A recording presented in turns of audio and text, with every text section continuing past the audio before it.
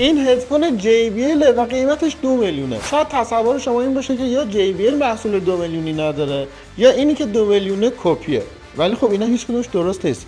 JBL اورجینال تون 520 یه محصول 2 میلیونی که جزو ارزون ترین هدفون های JBL. حالا نکته مهم اینه که نه فکر کنیم چون JBL پس خیلی خفنه و حالا که 2 میلیونه دیگه حتما بریم بخریمش. نه، اینم مثل هر هدفون 2 میلیونی دیگه تو بازار خودش باید بررسیش کنیم. اتفاقا نقاط منفیش زیاده و شاید خیلی گزینه مناسب خریدی هم نباشه. این هدفون یاسی رنگ خوشگلم تون 720.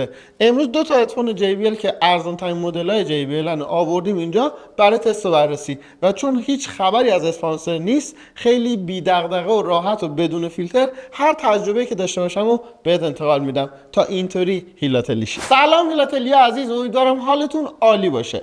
JBL برند خیلی شناخته شده یه توی اسپیکر و هدفون و وقتی اسمش روی یه سری از وسایل میاد حتما ما فکر میکنیم که خب این وسیله حتما ارزش خرید بالایی داره و احتمالاً به خاطر اینکه JBL کیفیت خیلی بالایی هم داره.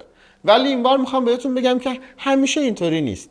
JBL یه برنده و طیف گسترده از محصولات رو تو بازه‌های قیمتی مختلف داره. شاید تو بعضی از این محصولات نتونسته باشه خیلی خوب عمل کنه و رقیبای دیگه بازار که اسمای حتی کوچیک‌تری دارن یا انقدر معروف نیستن تو اون رده جنسای بهتری داشته باشن. این بار رفتیم سراغ دو تا هدفون از JBL. دو تا هدفونی که ارزون ترین مدل‌های هدفون JBL هن. از سری تون 520 و تون 720. هر دو رو میخوام تا آخر ویدیو بررسی کنیم و اتفاقا بیشتر میخوام نقاط منفیشو بهتون بگم. بریم سراغ تون 520 و دلایلی که به نظر من باعث میشن تو این هدفون رو نخری.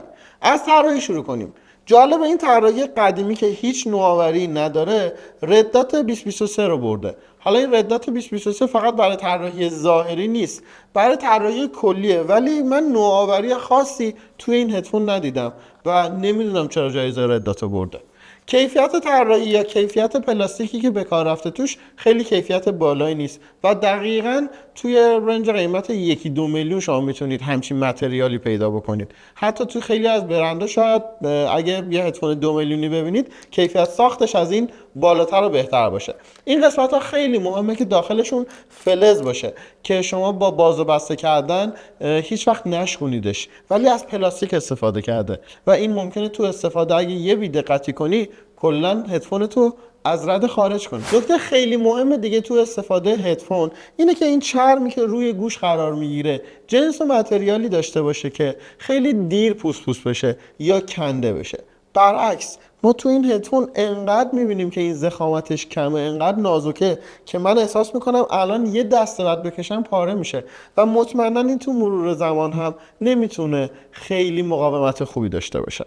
اما از نظر طراحی و ارگونومی کلی هدفون آنیره، پس گوشتو خسته میکنه، دور گوش قرار نمیگیره و روی این قسمت همیشه فشار هست. این قسمت نرمی که زیر این تل کار کرده تا وقتی رو سرت قرار میگیره فشار وارد نشه خیلی کوچیک و کم ضخامته و اینجا هم نتونسته طراحی خوبی داشته باشه. نکته بعدی اینه که این خیلی منحنیه، یعنی این منحنیه اصلا قابلیت تغییر نداره. فقط از اینجا شما میتونید که یه مقدار با هدفون بازی کنید و تنظیمش کنید رو سرتون و چون این دایره آنیرش هم خیلی کوچیکه خیلی تنظیم شدنش به نظر من راحت نیست. یعنی من وقتی میذارم رو گوشم دوست دارم اینو از اینجا یک کمی صافتر کنم، انحناشو کم کنم، ولی نمیتونم این کارو بکنم. فقط میتونم که اینجا هدفونو کمی زاویه‌شو تغییر. کلیدا دکمه هم به نظرم حس بدی رو بهتون القا میکنه، هم از نظر ظاهری هم وقتی استفاده میکنید و خیلی حس با کیفیت بودن رو بهتون نمیده.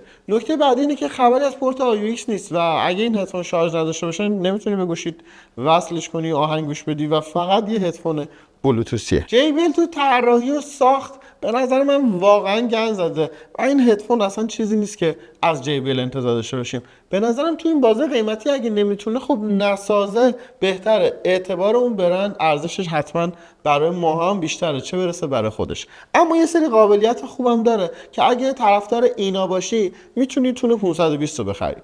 مثلا کیفیت صدای خوبی داره با اینکه تو این رده قیمتی تفکیک صدا، نوع بیس و جزئیات صدا مناسبه. خیلی خفن و پیچیده نیست که فکر کنید او یه صدای وحشتناک عالی دارید. نه، یه صدای معقول و مناسب دارید که توی رنج قیمتی به نظرم تقریبا شاید یا همرده بقیه برنده باشه یا یک کوچولو از اونا بهتر. دومین مسئله ای که به نظرم نکته مثبت این هدفونه پلی تایم بالاشه. 57 ساعت پلی تایم این هدفونه که عدد خیلی بالاییه. حالا شما پورت تایپ سی که داره و قابلیت فست شارژ شدن که فقط تو 5 دقیقه به اندازه 3 ساعت بهتون پلی تایم میده رو مجموع بکنید با هم دیگه، میبینید که از نظر باتری این هدفون واقعا ویژگی‌های خوبی داره و تو این رده قیمتی به نظرم هدفونی با باتری بیشتر نمیتونید داشته باشید. نکته مثبت بعدی JBL هدفونه.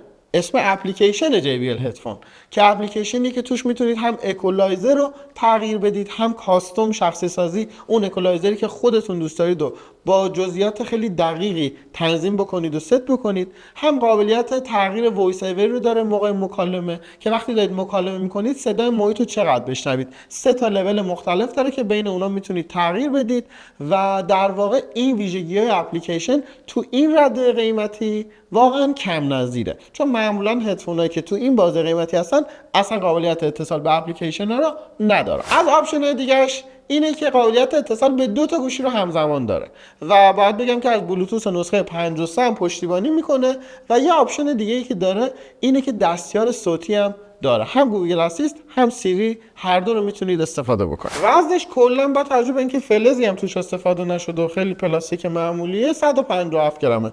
سبک و از این نظر خیلی احساس سنگینی رو سرتون ندارید. یه دونه میکروفون توش استفاده شده برای مکالمه، یعنی روی هر دو تا گوش هم ما میکروفون نداریم، ولی کیفیت صداش مناسب کیفیت مکالمه بدی نداره و کامل میتونید که تو طول روز باهاش مکالمه داشته باشید. قطر درایوری که توش استفاده شده 33 میلیمتره و یه چیز دیگه هم میخوام راجعش بهتون بگم. و یه سری آپشن هم هست که کلا تو این رنج قیمتی معمولا رو هدفونا وجود نداره. مثلا نویز کنسلینگ ندارن، حالت ترانسپرنسی ندارن و از اون ور اون قابلیت پخش صدای 3 بعدی هم وجود نداره.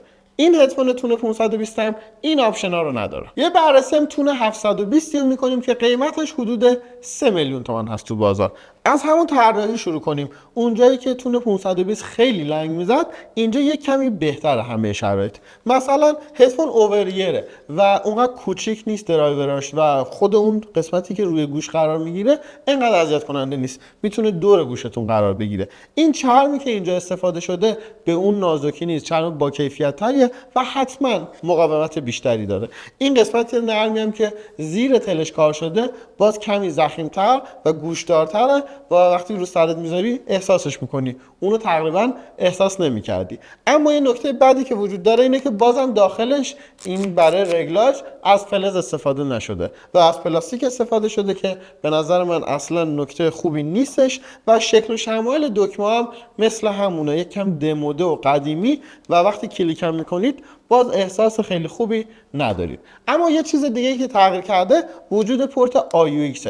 پورت AUX که کمکت میکنه اگه هدفونت شارژ هم نداشت با کابل AUX بس کنی به گوشید و ازش استفاده کنی. هر دوشون ولی این قابلیت چرخش رو توی کاپا داشتن و اگه رو گردنتون بذارید میتونید به این صورت قرار بدید، چون اینطوری شاید اذیت کننده باشه. البته به عادت بستگی داره و اگه خواستید با خودتون حملش هم کنید میتونید کامل اینا رو تا بکنید اینطوری هم کنید. اما خبری از کیف نیست، نه تو تون 720 نه تون 520 کیفی ندارن و اینطوری هم تو کوله پشتی بذارید احتمال شکستنش زیاده، پس حتما باید یه جای مطمئن بذارید یا یه کیف براش تهیه کنید. اما یه قدم خیلی بلندتر هم JBL برداشته و اون توی پکیج باتری تون 720 76 ساعت پلی تایم بشه. خیلی عدد زیادیه. فقط هم 2 ساعت طول میکشه که شارژ شه. باز تو 5 دقیقه میتونید به اندازه شارژش کنید که 3 ساعت پلی تایم داشته باشه و مجموع اینا نشون میده که JBL از نظر پکیج باتری خیلی پیشرفت کرده و فکر نمی‌کنم تو رده قیمتی 3 میلیون تومان یه مورد مشابه از نظر پلی تایم بتونید پیدا کنید. از نظر کیفیت صدا به نظر من تفاوت خیلی زیادی با تون 520 نداره. تفاوت در حد 5% بهبوده که یه مقدارش هم به خاطر نوع قرارگیری این کاپا روی گوشتون و کیپ شدن دور گوشه، ولی یه مقدار هم به خاطر سایز بزرگتر درایوره، چون درایورای این 40 میلیمتره و درایوراش کمی صدا رو بهتر پخش میکنن. جزئیات صدا و نوع بیس هم کمی توش بهتر شنیده میشه. اما این اختلاف خیلی کمه. قابلیت‌های مشترکی توی اپلیکیشن دارن و اینم میتونید با اپلیکیشن JBL هدفون کانکت بکنید. تو اپلیکیشن اکولایزر شخصی سازی شده یا اکولایزر دیفالتی که داره رو میتونید انتخاب بکنید.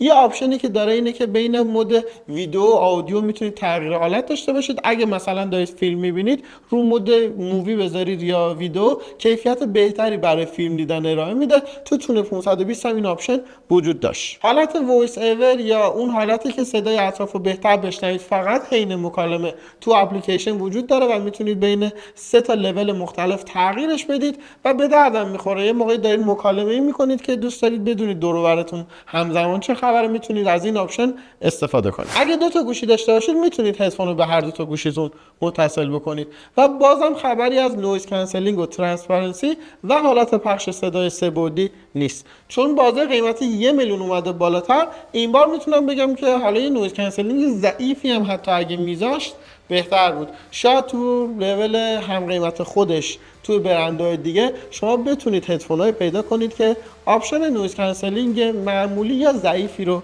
داشته باشن. تو جنبنده هیلاتلی باید بهتون بگم که با توجه به اینکه باتریتون 520 ضعیف‌تره، ایرادات ساختاری و طراحی زیادی داره، مثل آنیر بودن، جنس بدنه ضعیف و در مجموع نداشتن کابل آیویکس یا پورت آیویکس باعث میشه ارزشمند باشه که یک کم هزینه بیشتر بدید ولی تون 720 رو انتخاب بکنید. پس به نظر من ارزش خرید تون 520 پایین و ارزش خرید تون 720 کمی بالاتره.